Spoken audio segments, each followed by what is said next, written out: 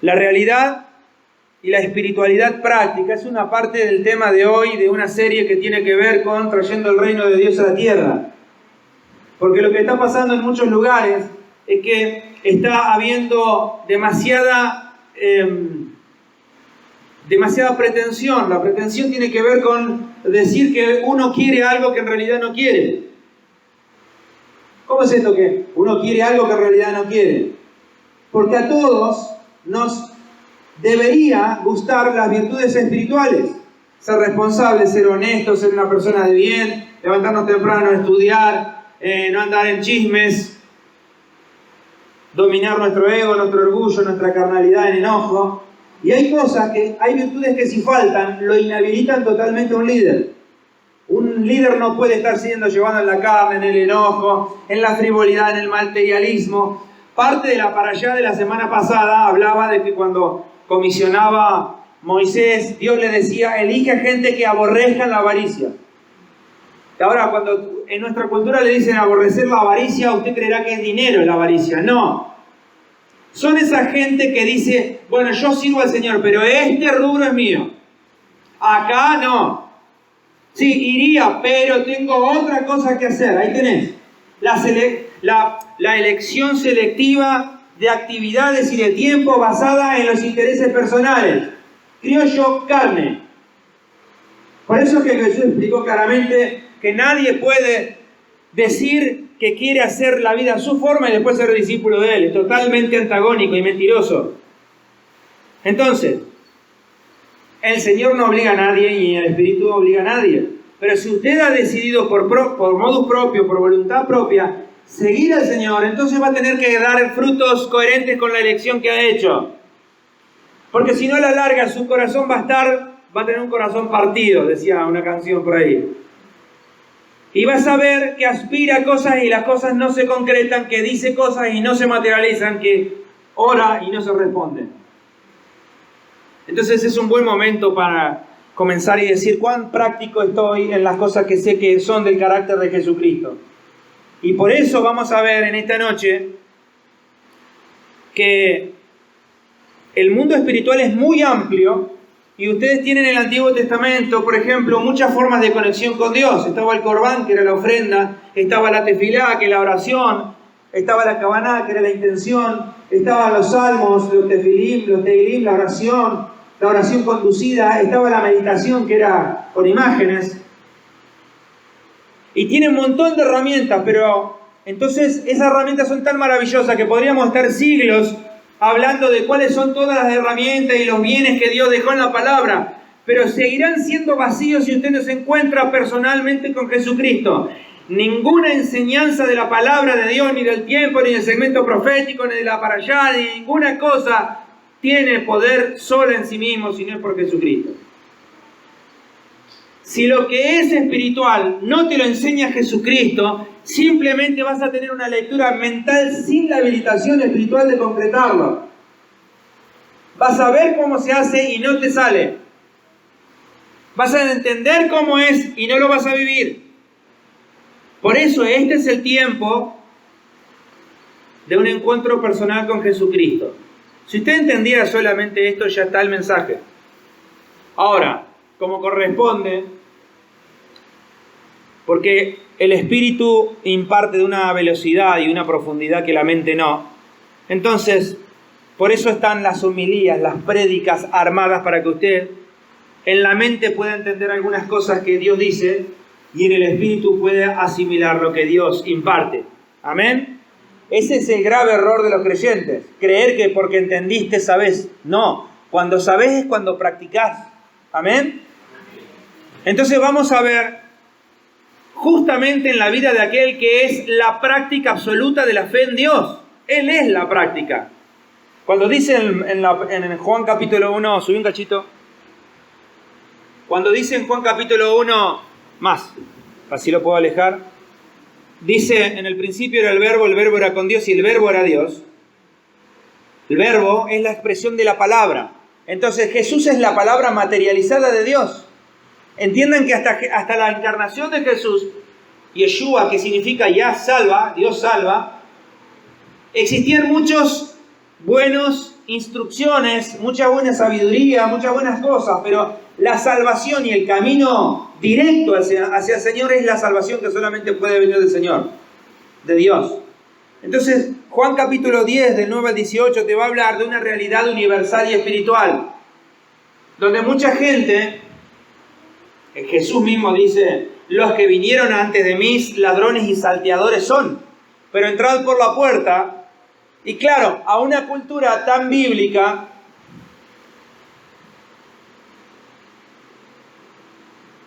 era muy propicio que esa cultura bíblica, dejarlo ahí, ¿está bien? Que pensar que había acceso a Dios por medio de todas esas herramientas que te mencioné recién. ¿Sí? Oraciones, meditaciones, procesiones. La procesión no es algo nuevo ni de la Roma.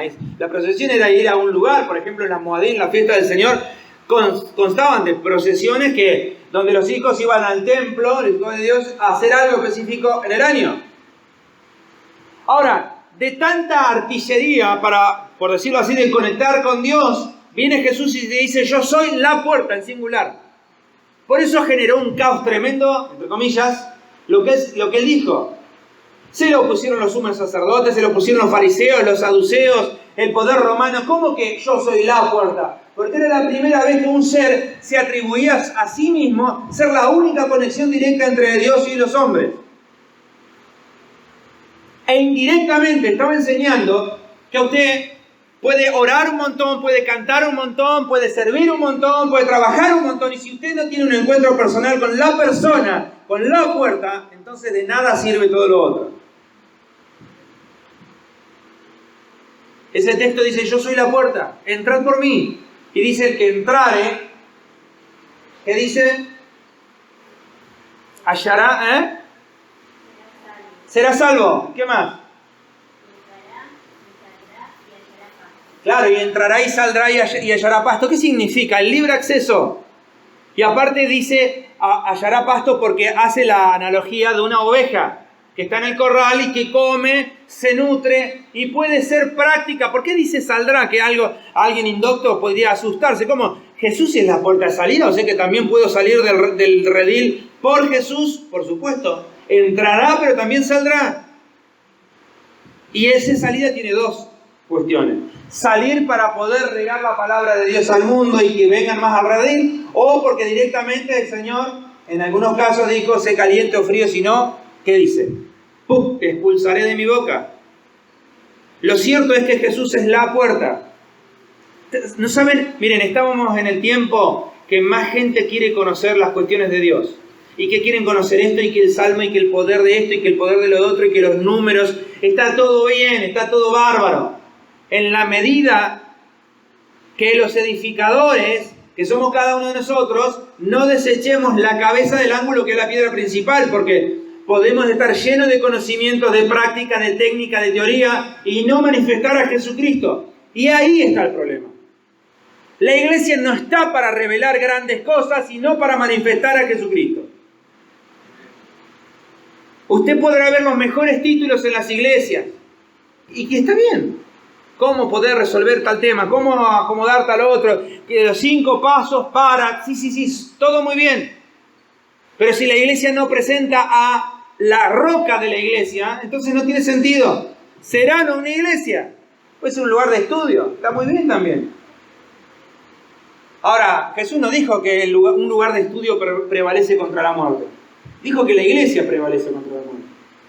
Entonces usted tiene que preguntarse cada vez que congrega, ¿yo estoy congregando en el espíritu de iglesia o en la cabeza de un estudiante? ¿O en la cabeza de un curioso? Peor en la cabeza de un frío, de un tibio, de un espectador, a ver qué pasa.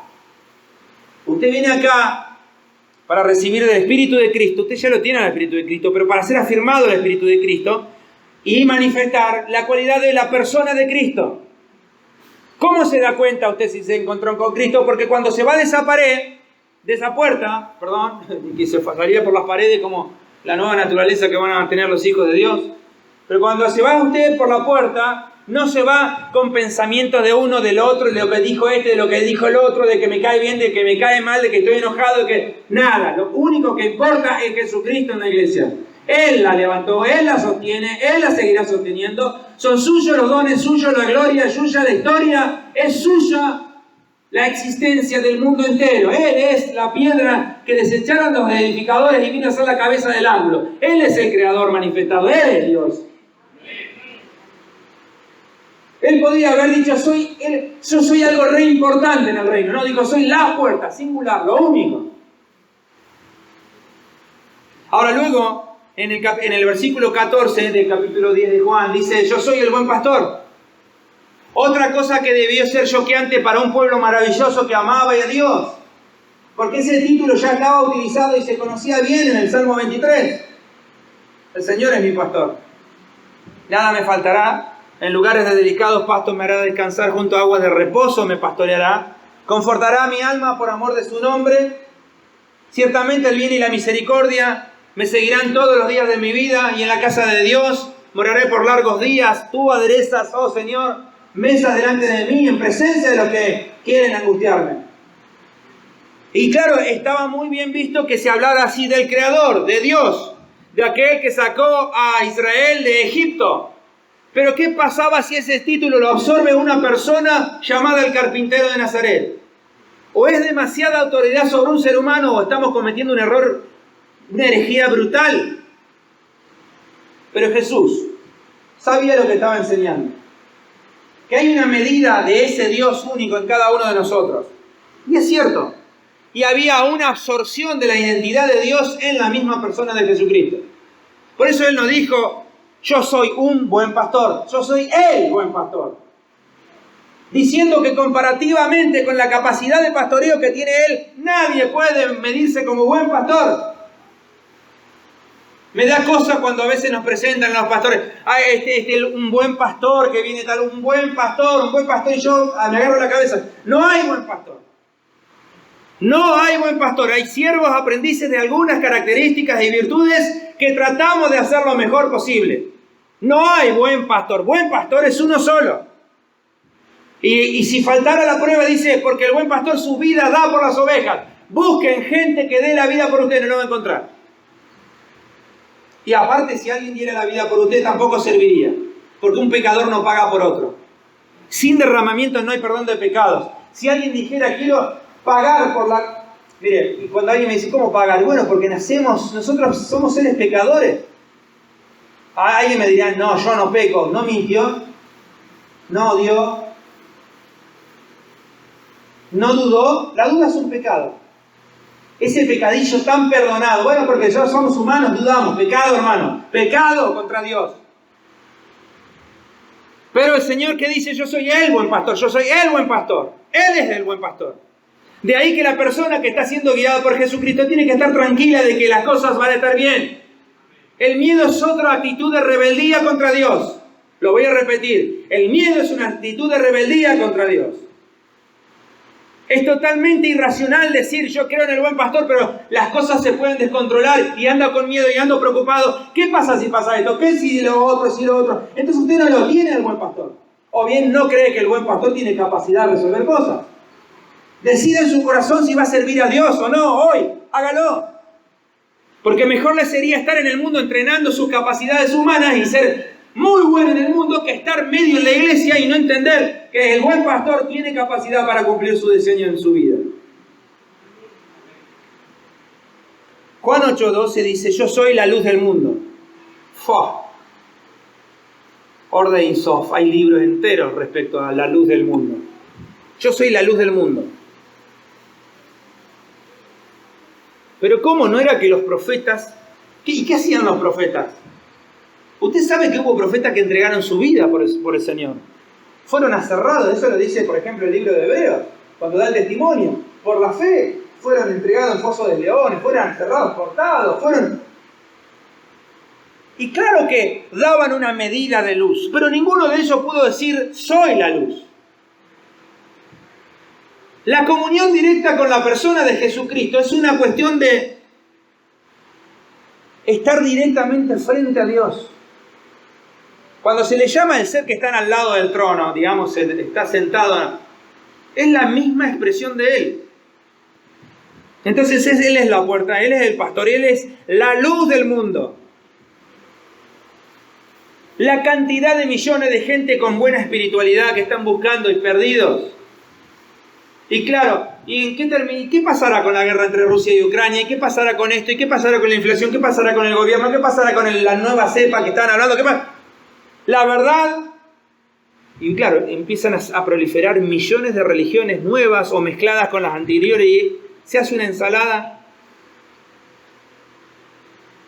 Y el ser humano no sabe en qué creer. Y lo que pasa cuando uno no sabe qué creer es que deja de creer. Y cuando el ser humano, cuando alguien dejó de creer algo, lo que existía murió. No hay resurrección para lo que... Cuando alguien dejó de creer en algo, no hay resurrección para ese algo que se dejó de creer.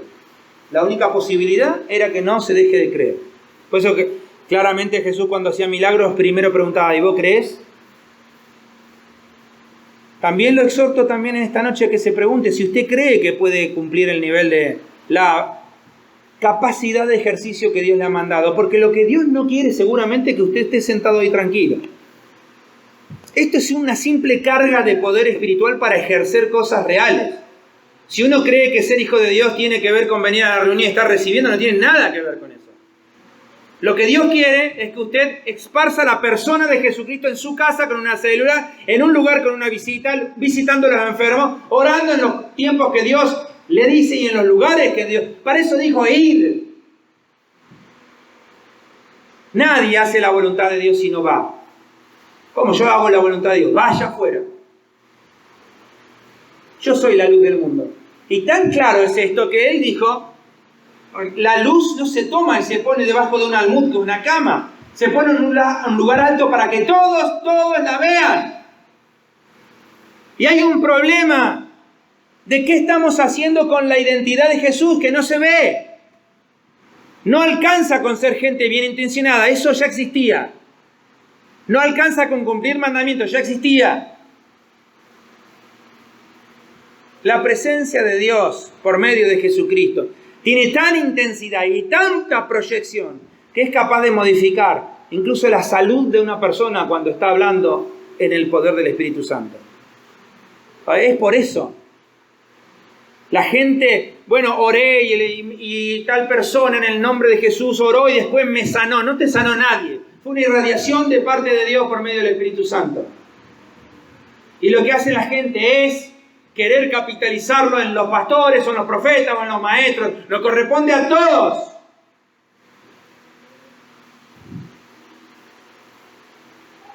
Yo soy la luz del mundo. La luz. ¿Y qué es la luz? El saber cómo se resuelven las cosas. Entonces cuando usted está lleno de Dios, viene una persona a pedirle un consejo y usted le sabe dar una respuesta con autoridad. Lo que cambió, lo que hizo la diferencia, que la palabra de Dios dice claramente, dice, y Jesús hablaba, pero no como los otros, sino hablaba como quien tiene autoridad. Cuando usted lo estudia bien ese texto, significa que Jesús decía, yo te lo puedo resolver, yo sé qué pasa acá. ¿Usted puede resolver lo que le está pasando? Mire, si está en el poder de Jesucristo, sí puede. Y no solamente de los suyos cosas, sino la de los demás. No, yo soy un cristiano, que cada uno haga lo que quiera, yo en mi familia no meto el evangelio porque es tema de discordia. Ah, ¿sí? Ajá, ¿es tema de discordia? Claro que es tema de discordia, obviamente.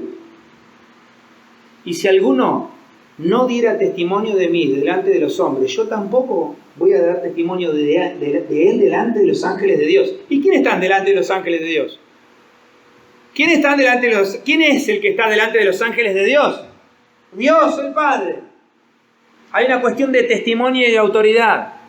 Entonces, anda débil, vaya a evangelizar, deje de estar comiendo factura y mate en su casa, vaya a evangelizar. Esto es una cuestión, no es mental, no es emocional, no es física, no es biológica, es espiritual. Predique el evangelio. No hay ninguna otra cosa por la cual el Señor lo mantiene dentro del reino a usted. ¿Lo ama? Sí, y Él ama a todos, ama a todas las creaciones. Pero que nos ama no significa que Él tiene diluida la comisión que nos dio, la seria comisión, la comisión que costó la cruz de su Hijo Jesucristo. Juan 14:10 Él es el Padre. Él es en el Padre, dice Juan 14:10. Porque el gran dilema de la sociedad teológica de aquel momento, de Israel y de las enseñanzas proféticas era, bueno, vamos a entrenarnos para conocer cosas del Padre, para un día entender cosas del Padre, para que el Padre, y Jesús dijo, el Padre está en mí. ¿Dónde lo van a seguir buscando el Padre? Y es un reclamo del Espíritu Santo para cesar con una búsqueda que ya está resuelta. Porque al ser humano le gusta resolver en cosas que Dios ya... revolver en cosas que Dios ya le puso un cierre, un límite. Esto es semejante que alguien que no se desarrolle en su capacidad de servicio, porque no, es que yo no sé si Dios me ama, no sé si soy salvo, no sé si... ¿Hasta cuándo seguir con tantas cosas? Hay gente que está tan atrapada que incluso sus rezos están siendo réprobos.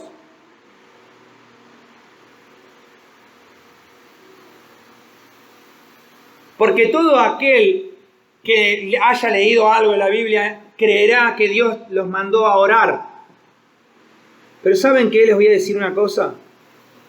A veces orar puede ser la muletilla para no hacer. Oro por el trabajo.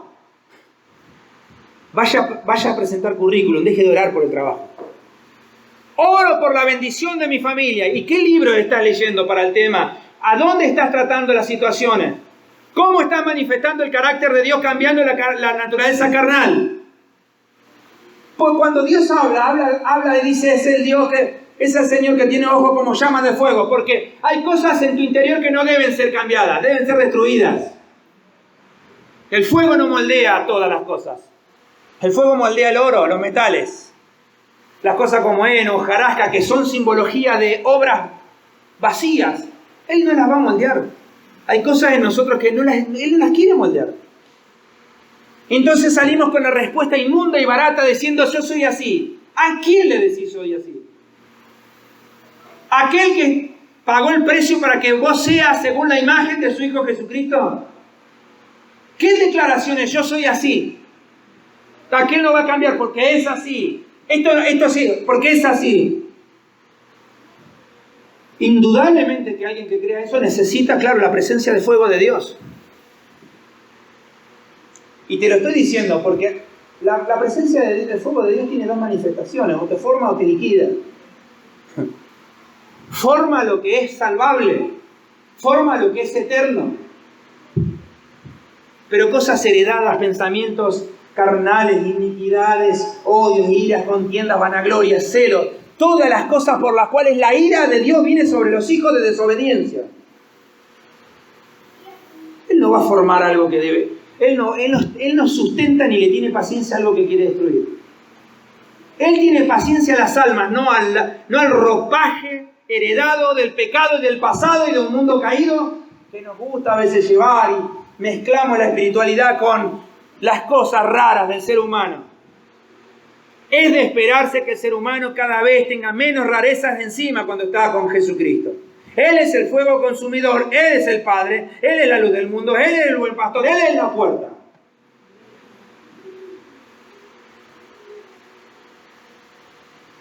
Gran crisis fue la crisis sacerdotal, llevando los animales. Vamos a buscar el agrado de Dios. ¿Sabes que la Biblia dice, o yo me agrado en toneladas, en arroyos de ríos de sangre? ¿Se acuerdan cuando dice, acaso me agradará a mí que se presenten tantos animales que... Porque ¿qué es lo que pasaba? Y bueno, pequé, tomaba una obrita, una cabrita más oveja, y claro, más se alejaba la persona de Dios, más animales le llevaba, hasta un punto que el Señor le tuvo que decir, ustedes no entendieron esto. ¿Creen que Dios se alegra en arroyos de ríos de sangre de animales sacrificados? Yo me gozo en el cambio del corazón de vosotros. Por consiguiente, no se goza en un corazón que no cambia. Yo soy más o menos, pero por lo menos soy así desde hace... ¿Crees que eso es aceptable delante de un Dios que exige el cambio y la salvación?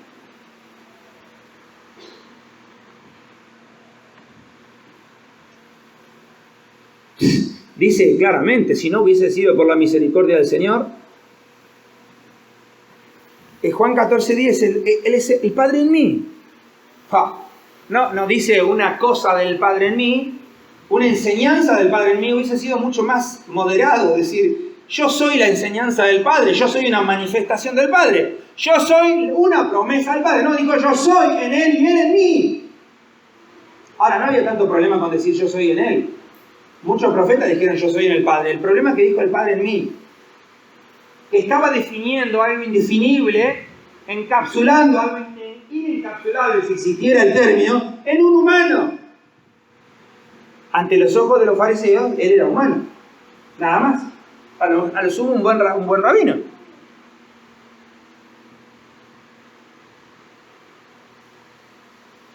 Y cuando uno analiza la espiritualidad de los líderes, de las almas, de las ovejas, de la gente en general, ve que 9 de cada 10 pifiadas tienen que ver con la figura paterna. Cuando alguien no se sujeta, ¿de dónde crees que viene eso? La rebeldía. Una vez pedí que se diera un concepto de autoridad y me agarraba la cabeza de las cosas que escuchaba. Bueno, por lo menos eran sinceros en esa exposición. Pero cuando escuché el concepto de autoridad, alguien que manda, una cosa dura, rígida. La influencia del liderazgo.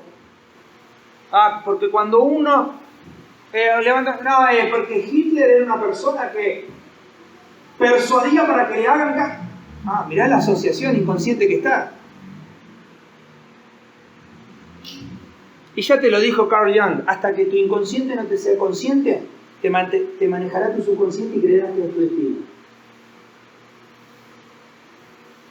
El problema no es que estés viviendo el destino que Dios quería, pero sea difícil. El problema es que alguna gente no está viviendo el destino de Dios, pero sí cree que es.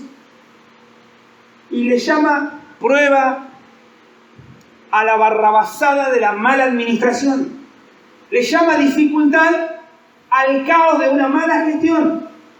Y lo adornamos con la palabra emuná. ¿Usted cree que el emuná quiere que usted no trabaje? ¿Usted creía eso? Cuando la segunda bendición más grande en el huerto de Edén, que le dijo anda a trabajar, le dijo al humano.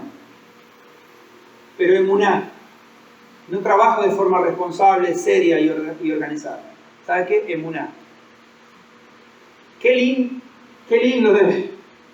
Qué cuestión debe ser tomar algo tan grande como la emuná, bajarla al nivel humano y pisotearlo, poniendo debajo de la mala administración. La prueba, tengo una prueba con un compañero de trabajo. ¿Cuál fue la prueba? No, lo que pasa es que le correspondía ese laburo, qué sé yo, y bueno, yo gambeteé pero ¿qué hiciste? Sí, bueno, fue una pillada, le mandé una pillada, algo de pillos. Pero emuná. Estoy teniendo un problema a nivel de la célula que no explota, no se desarrolla, pero ¿sabes qué? Emuná, no hay emuná, no es verdad emuná. No hay un compromiso serio de hacer una célula en una casa, no. ¿Sabes por qué? Porque tienen que venir a tu casa, vas a tener que ordenar. Y siempre es más fácil decir, a la tarde me quiero quedar piola con los brazos cruzados viendo tele, que recibiendo gente, que me cuestione la palabra, que le tenga que enseñar, que le tenga que echar los demonios. Claro, hay mucho laburo en esto. Sí, es cierto, nunca fue para cobardes el reino de Dios. ¿Por qué te crees que cuando vayamos arriba se nos va a juzgar por nuestras obras? Nadie lo metió en esto a usted. Nadie le vendió nada. Yo por lo menos tengo la certeza que no soy un predicador. Bueno, ven a Cristo y todo se resuelve, serán felices, tendrán... No. El Evangelio, si vos lo recibiste acá, por lo menos, no sé, cada uno puede ver tantas iglesias en Santa Fe, tantos espíritus hablando. Pero si acá lo recibiste, vos sabías que este iba a ser un proceso. Se suponía que vos venías a la cruz, sos salvo y comenzás un proceso. Entonces no tiene ninguna coherencia ahora decir, ¿qué proceso estás haciendo? Por eso tampoco es limpio cuando uno dice, bueno, me cuesta. ¿Qué te cuesta? Lo mismo que te costaba antes del mundo. Algo pasa. Porque la nueva creación existe. Porque yo conozco miles y millones, que no es que ahora andan en Cristo y eran lo mismo que antes, pero casi, pero ahora Cristo los salva. No, Jesús arrasa las inclinaciones. Él quema cosas que no tienen que estar. No dice que va a ir a la lengua hereje a tratar de atarla y vas a ser un hijo de Dios, que en cualquier momento se le escapa una blasfemia. No. No dice que vas a ser una persona dura de corazón, que Él te va a tratar de ablandar. Dice, yo sacaré el corazón de piedra y le voy a dar un corazón de carne. Hay fin para las cuestiones de la carne. Hay fin para las cuestiones de la inclinación. Hay fin para cuestiones heredadas del pasado. Que si bien entenderlo al tema te sirve para que entendas algunas cosas, pero es necesario ponerle un fin. Uno no puede decir, claro, pasa que vengo de la familia, de la inclinación, del padre, la cronología, y hacemos la genealogía de la herencia de nuestros errores. Escuchame una cosa. Lo que sabemos, lo sabemos, dice la palabra de Dios, hasta la tercera y cuarta generación bajan cosas. Trabájelo. ¿Se ha hecho un mapa genealógico usted? ¿De cuáles fueron los peores, las situaciones, los errores, las cosas repetidas que llevaron a la destrucción a sus ancestros? Usted lo tiene que estar trabajando. ¿O usted cree que por venir a la iglesia eso queda afuera?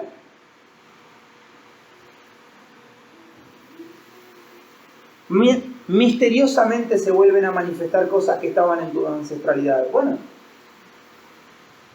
mira, sacátelo por tus hijos, sacátelo por vos mismo y sacátelo para no contaminar a otros. La iglesia es un lugar de elevación espiritual, es un lugar de evolución espiritual. Amén. Él es el que puede guiarnos a esto. Juan 6:35 dice que Él es el pan de vida. Lo extraño es que ese texto, que Él es el pan de vida, lo dijo el Señor justamente cuando estaban preparando, ¿qué? Matzá para Pesaj. Y estaban todos hablando de la maravilla de la provisión divina. Y estaba el pueblo de Israel, estaba hablando del matzá, del pan sin levadura, de lo maravilloso que es, de que es bendecido, de que habla del maná que cayó del cielo, que bajó del cielo, que puede alimentar al pueblo de Israel. Y Él dijo en ese contexto, ¿no saben qué? Ustedes creen que tuvieron el pan del cielo. No les dio de verdad Moisés el pan del cielo. Yo soy el pan del cielo. El pan vivo, dice Él, que descendió del cielo. Él es el pan de vida. Porque la relación con Dios, por medio de Jesucristo, afecta la cantidad de vitalidad que una persona tiene. ¿Usted cree que no afecta? Y no te hablo de lo estético, de una persona que en un culto está más o menos bien, sonríe. Yo te hablo dentro de la casa. La cantidad e intensidad de vida. ¿Usted siente que tiene tanta vida que puede ser usada como fuerza energética para cumplir el poder de Dios? No tengo ganas, no me sale, no puedo, iba a empezar a estudiar, iba a comprar un libro, pero no, me iba a comer. Hermano, ¿te falta pan? ¿Te falta energía? Te está faltando Jesucristo. Y no te estoy diciendo del rito de la apariencia de encuentro con Dios. Te estoy hablando de un sujeto llamado Jesucristo, un ser. Un ser que es la manifestación de Dios para esta dispensación. Él es el pan de vida. Hágase un diagnóstico. Ahora evalúese y diga del 1 al 10 cuánta vida yo siento. ¿Cuán vivificado estoy? ¿O tengo que estar colgándome de la energía de alguien siempre? Llévame, traeme, haceme, orame.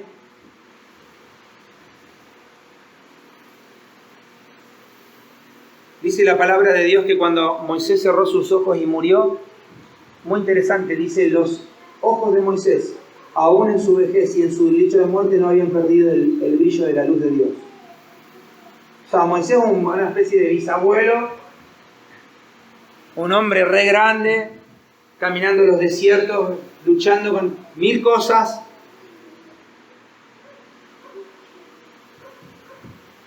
Pero estaba lleno del poder de Dios.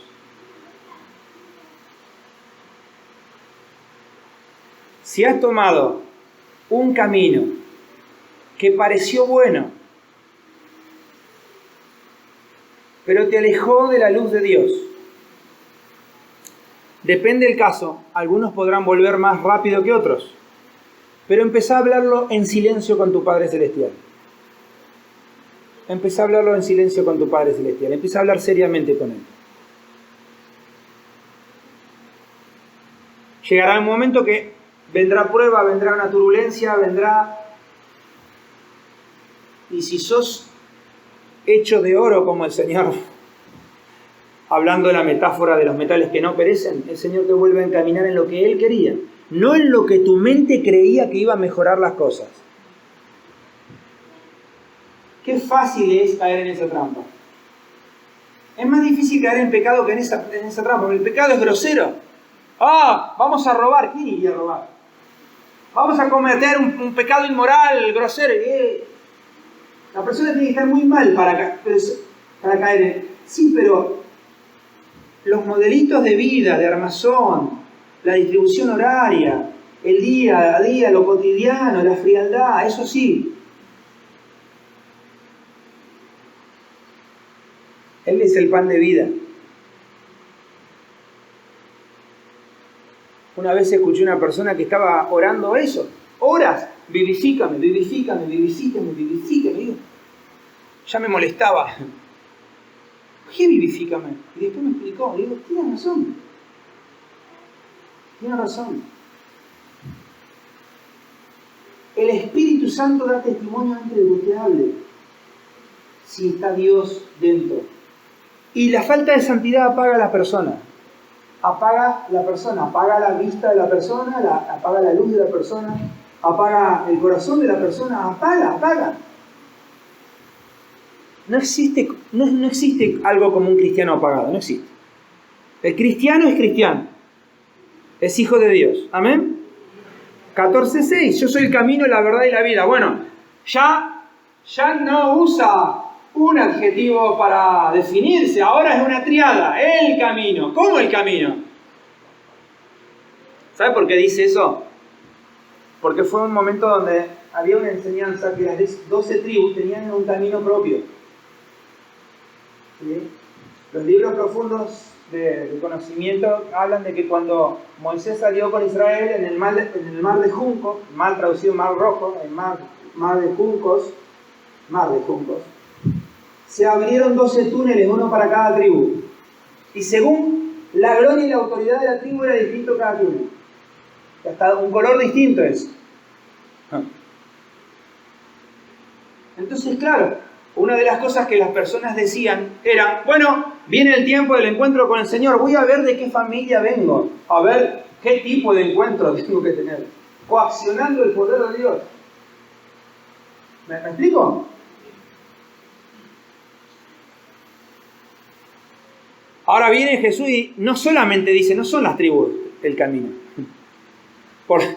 No dice el pueblo es el camino, dice yo soy el camino. Yo soy el camino. Usted sabe que para la enseñanza de la Torá se considera que una persona, un humano normal, puede empezar a enseñarla a partir de los 40 o 42 años. Por eso estaba la controversia. ¿Jesús cuánto tenía cuando enseñó eso? Entre 30 y 33. Claro, se agarraban los pelos. ¿Cómo?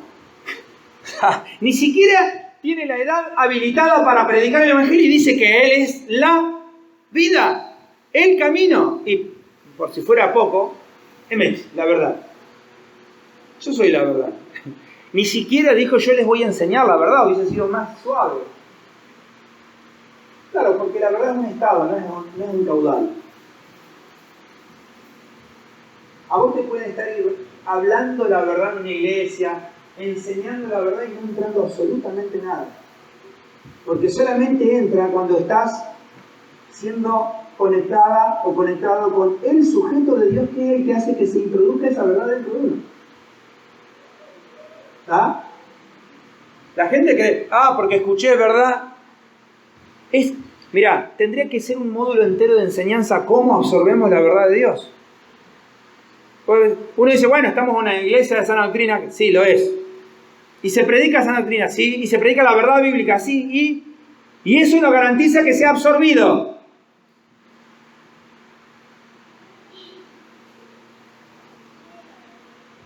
Entonces, bueno. Y en el fondo, esto puede ser falta de sed de Dios.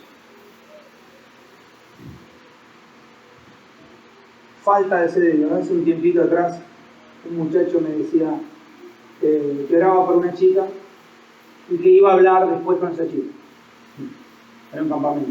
Y le digo, ¿cómo te sentís? No pude dormir. Porque voy a hablar, el viernes era un miércoles. No podía dormir. Tenía el corazón como los dibujos animados ahí con... Yo le pregunté, ¿y con Dios cómo estás? Bien. ¿Cuándo fue la última vez que te pasó eso? Por Dios. Que te quedaste en la noche buscando a la persona del sujeto de Dios. ¿No te pasa? Bueno, probablemente no vas a buscar compañía, vas a buscar un ídolo. Es un ídolo. Y después no te quejes cuando las cosas funcionen como no debieron funcionar.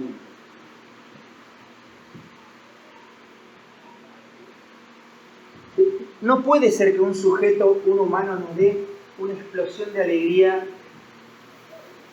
de expectativas, y Dios sea un libro arriba de la mesa de luz al lado de la cama. Pero esto no se induce.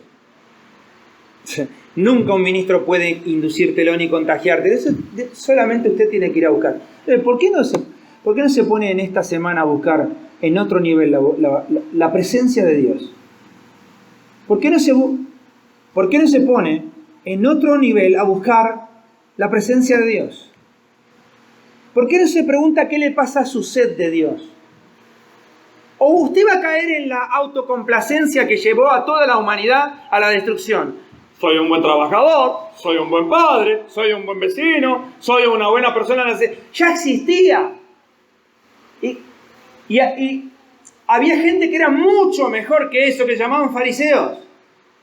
Porque ellos ya, además de todo lo otro, eran 1000 veces mejores. Y Jesús dijo, de cierto os digo que si vuestra justicia no fuere mayor que la de los fariseos, no entran en el reino.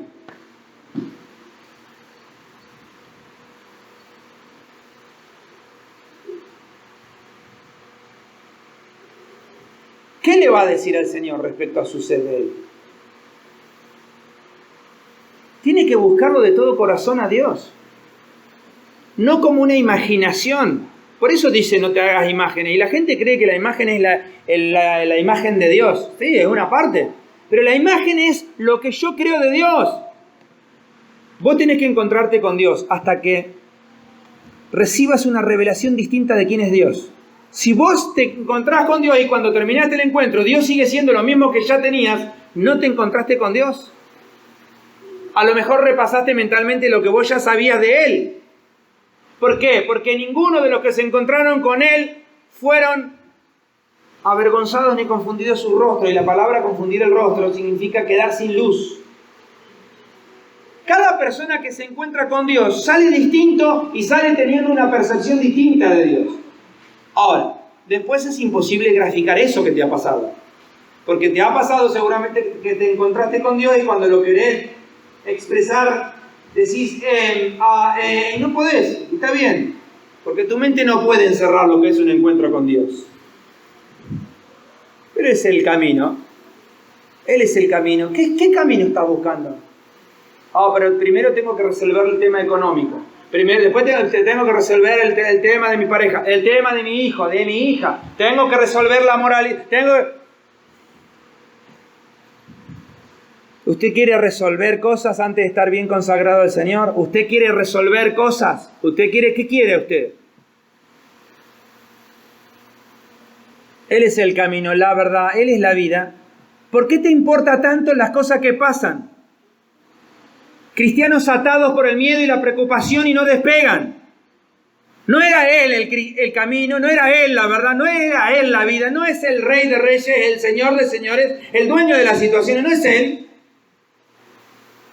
¿Por qué se habla tan poco de Jesucristo en la mesa de tu casa? Pero sí se habla de lo que pasó con Doña Pocha, que esto en la iglesia, que el otro en el ministerio, que la otra que no me cae bien. Y no se habla. Mire, si usted hablara de Jesucristo en su mesa, no hablaría de las personas con las cuales usted no se sienta a la mesa. No lo vas a resolver con cordialidad. La diferencia entre hermanos no se resuelve con cordialidad, se resuelve cuando vos los invites a tu casa. Tu lugar donde vos crees que estás seguro. El lugar de los testigos espirituales que ven todo. Cuando te cueste a alguien, llévalo a tu casa a comer, invítalo. Y de paso, algún día vas a invitar a un ángel de Dios, así está escrito en el libro de Filemón, los cuales hospedaban de forma tan amorosa que en algunas ocasiones recibieron ángeles de visita. Está escrito eso. 8:58 de Juan, antes que Abraham fuera yo soy. Bueno, si llegamos a la cúspide de la revolución espiritual que armó Jesús.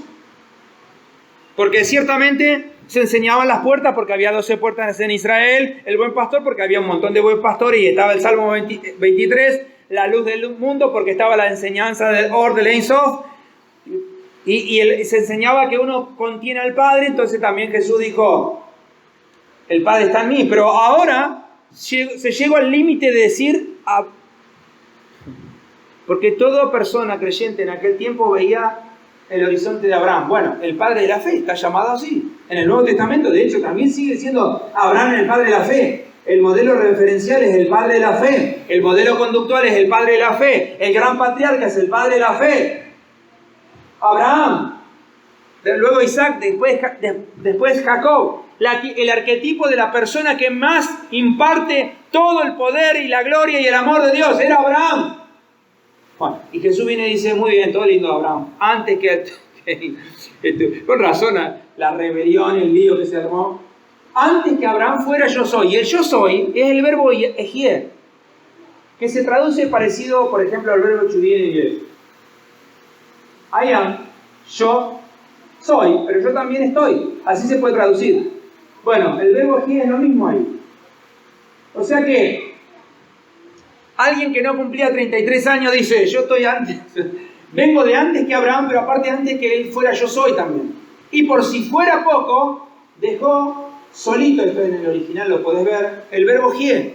O sea, dijo el nombre de Dios apropiado a sí mismo. Hubiese sido mucho más lógico que Jesús dijera, antes que estuviese Abraham, yo estaba. ¿Sí? Lo hubiesen tomado de raro también, ¿cómo estaba? ¿Sí? Abraham hace cientos de años, no, antes de Abraham. Está hablando de jerarquía, no de tiempo. Antes de él, yo soy. Usted sabe, no le necesito decir quién es el yo soy.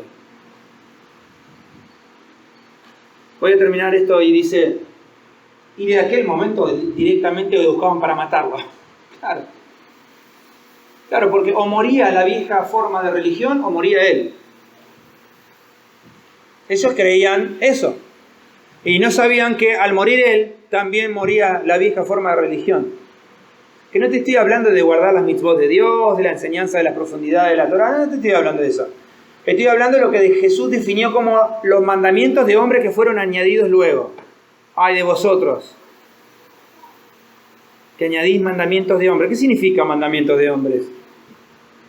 Criterios humanos personales que te dicen cómo debes hacerse la cosa. Criterios que salen de tu propia mente. Ya no estamos en esa dispensación. Este es un tiempo para poder ser sensibles a la voz del Espíritu Santo. A la voz de Dios, que no es una voz moralista, no es una voz dictatorial, es la voz del Espíritu Santo que transforma. No que deja entender que Él quiere. Eso cualquiera entiende lo que Dios quiere. Comillas, cualquiera, ¿no? Hay que tener un básico de... Ahora te estoy hablando de un encuentro trascendental y transformador con Dios. Por las dos cosas siguientes. Hechos 11:26. Dice, y aquellos que estaban orando juntos, ¿sí? Y sobre ellos estaba la manifestación del poder de Dios y por primera vez fueron llamados cristianos. ¡Wow! ¡Qué tan Mashiach! ¡Qué tan chiquito! Tan chiquito. Mesías, ustedes saben, ungidos. Pequeños Cristos sería la traducción.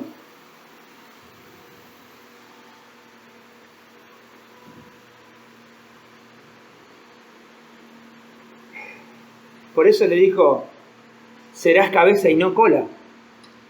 Prestarás y no necesitarás pedir prestado. Los Cristos son los que resuelven cosas. Los prácticos.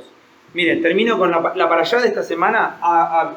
Dice que el pueblo, guiado por el Espíritu Santo, le respondió a Dios, haremos y luego iremos. Y parece una incoherencia, porque ¿cómo vamos a hacer algo si todavía no lo oímos? Y era porque la única forma de presentarse con un corazón aceptable delante de Dios es la disposición de hacer. Mañana quiero hacer la voluntad de Dios, ya quiero hacer la voluntad de Dios. Eso le dijo Dios. Le dijo, manténganse a una cierta distancia que yo hablaré con el pueblo. Empezó a temblar el monte, hubo fuego alrededor. El pueblo, bueno, Moisés, mejor habla tú para que no muramos.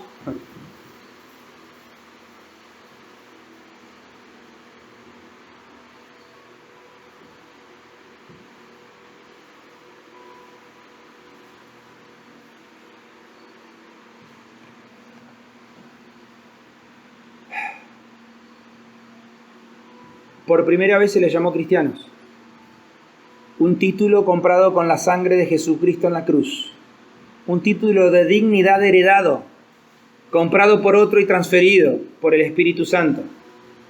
Y lo último, vosotros, por si faltara poco, porque se consideraba que el Or de Ein Sof, la luz de Dios, la luz del infinito de Dios, era lo escrito. O sea, no solamente Jesús dijo, yo soy la luz del mundo, sino dijo, vosotros sois la luz del mundo.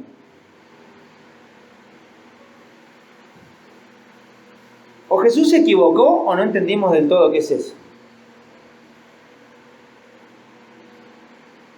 Los cristianos son los mejores resolvedores de las cosas. Si existe esa palabra, resolvedores. Los más aptos para resolver cosas. Cuando te hablo de cristiano, te estoy hablando de toda persona que de buen corazón invoca al Señor en todo lugar, así que dice las epístolas. No te estoy hablando de una denominación ni de nada. Gente que resuelve. Que no está enrollado en su mente, en su mambo, en sus cosas. Resuelva. Entienden diseños divinos, lo comprenden, los quieren practicar, quieren avanzar, quieren mejorar en el aspecto laboral, en el aspecto ministerial, quieren embellecer la casa, el edificio donde congregan, quieren embellecer, hacen bien las cosas, su presencia se nota porque todo es modificado para bien.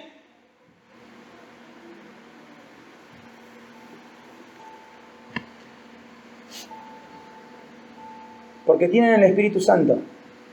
No viven la cristiandad de una forma dramática. ¿Sí? Se dice una promesa, la persona llora de alegría y su rostro parece alegría y después una cosita así se le mueve, ¡pum! Anda. El hombre de doble ánimo es inconstante en todo su camino. ¡Pum! No pueden ser siervos de Dios los que dependen de doble ánimo. Siervo no, podrán ser salvos, nada más. Pero entrarán, y las obras, ¿dónde están las obras que permanecen? Y dice, y ahí se examinará oro, piedra, madera y hojarasca. Hay 3 niveles. Oro son obras hechas en el poder del Espíritu Santo. Cosas trascendentes que no paran, no van a morir nunca, son de oro, son eternas. La piedra es algo que no es tan guau, pero por lo menos, ¿qué es la piedra? Es cuando usted hace una obra, pero no está en el poder y la investidura de Dios, pero hace igual por obediencia. Gloria a Dios, porque con la piedra se construye. Pero la madera y la hojarasca es lo que dice que el fuego pasa y lo quema, no queda mal. Y no piense en el infierno, no saca con... está hablando de infierno, no, está hablando de que no podés subir sin un historial de herencia de expansión del reino, no podés subir así. Si vos crees que la muerte de Jesús en la cruz fue para darte la salvación, no entendiste nada.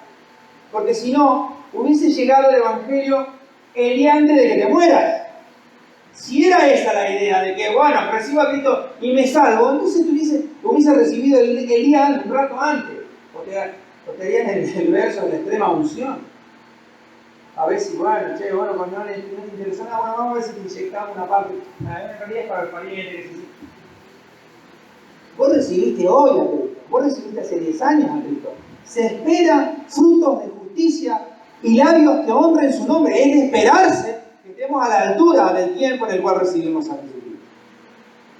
Que el Señor los bendiga, el poder de su Espíritu Santo nos haga cada vez más vigorosos, más luminosos hijos de Dios, más resolvedores, si existe esa palabra, más resolvedores de las cosas, menos conflictivos, menos atados, personas que más reciben de parte de la puerta, que es el Señor Jesús. De todas las virtudes que Dios soltó a la tierra hay una sola que es la mayor, se llama salvación. Por algo será. Quiero dar entendimiento, quiero formar, quiero opinar, quiero malhut, reinado, autoridad. ¿Sabes qué querés? ¿Sabes qué necesitas? Te lo dijo Dios, salvación. Que significa, Señor, no llego ahí.